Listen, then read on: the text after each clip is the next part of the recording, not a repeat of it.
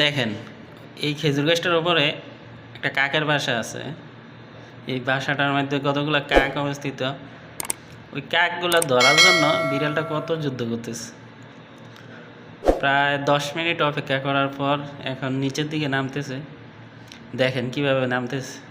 ওর নামা দেখে মানে ছোটোকালে গাছের উপরে যখন আমরা উঠতাম, অনেক সময় গাছের উপরে ওঠার পর যখন নামতে না পারতাম তখন এরকম লাগতো যে কিভাবে নামবো কিভাবে নামবো।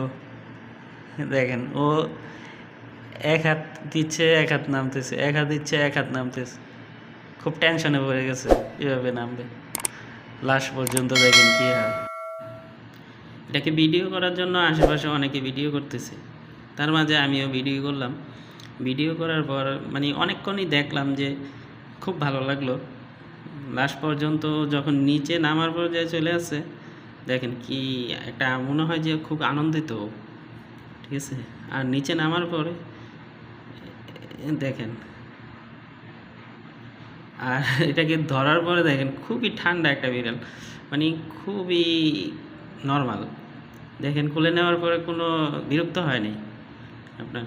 খুব ভালো লাগছে বিড়ালটাকে দেখে, মাশাআল্লাহ, আল্লাহর দেয়া সৃষ্টি।